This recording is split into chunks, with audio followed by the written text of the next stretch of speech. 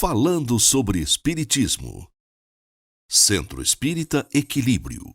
Bom dia a todos. O Centro Espírita Equilíbrio deseja um ótimo ano a todos vocês que nos assistem. Hoje começaremos mais um Falando sobre o Espiritismo. Gostaríamos de agradecer a Deus pela oportunidade e a todos pela audiência. Nessa manhã, temos aqui presente Rui, Milton, Luiz, Rejane e Paulo. Gostaria de cumprimentar a todos de uma forma geral. Bom dia.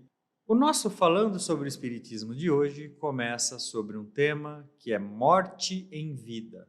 Olha as oportunidades de filosofia que esse tema nos traz. Estar morto-vivo, viver para morrer, morrer vivo. O que significa morte em vida? Então, direcionando a primeira pergunta ao nosso irmão Milton, o que é morte? Bom dia a todos. A morte, inicialmente, irmão, é bem diferente do que a gente imagina, né? Ela não é tão ruim assim. Tem vários tipos de interpretação, né? Dependendo da crença de cada um. Nós temos contato com a doutrina espírita, entendemos que a morte não é nada, né? É apenas um processo de renovação para a gente dar continuidade no nosso processo de vida, que é a verdadeira vida espiritual. Milton, o discurso é muito bonito. E quando trata-se de alguém da família, nós conseguimos encarar isso ou essa fala se torna um tanto quanto hipócrita? Quando a gente vive a situação na pele, realmente cada um tem uma reação. Mas a ideia é que a gente trabalhe, né, e tente encarar isso de uma forma diferente. Mas realmente, quando é alguém da família, tudo é mais difícil. Talvez seja mais difícil porque enxergamos justamente a morte como uma interrupção.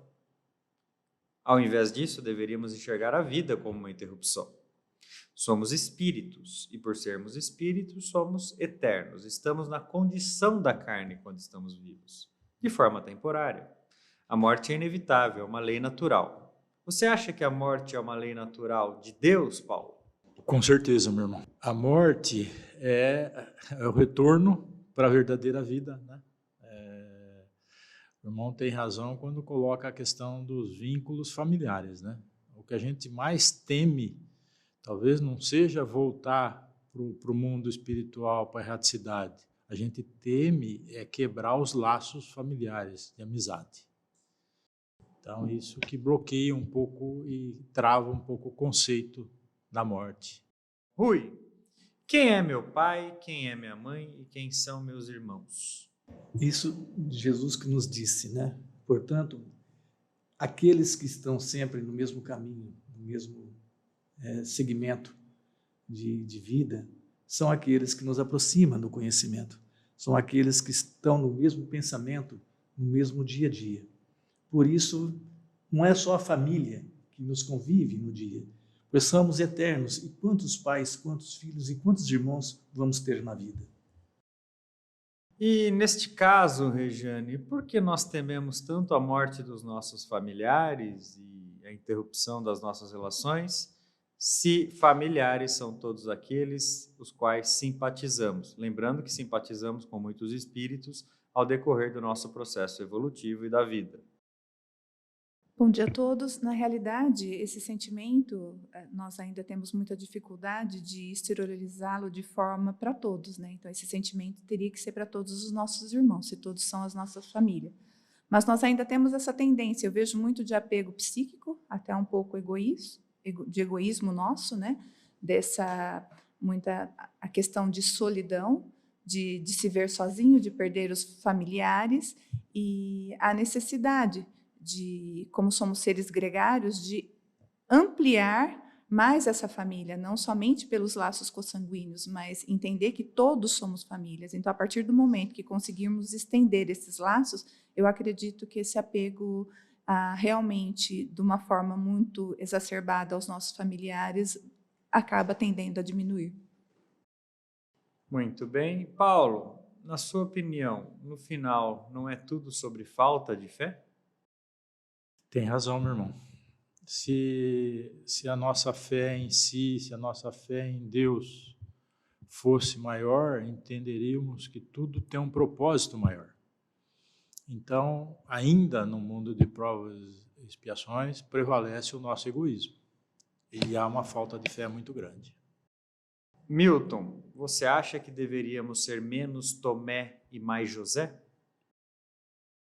Com certeza, né, irmão? Com certeza. Porque a gente tem sempre essa coisa de acreditar só naquilo que a gente tem uma prova realmente.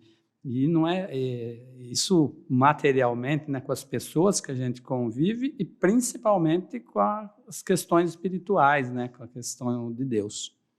Só explicando a nossa expressão, né?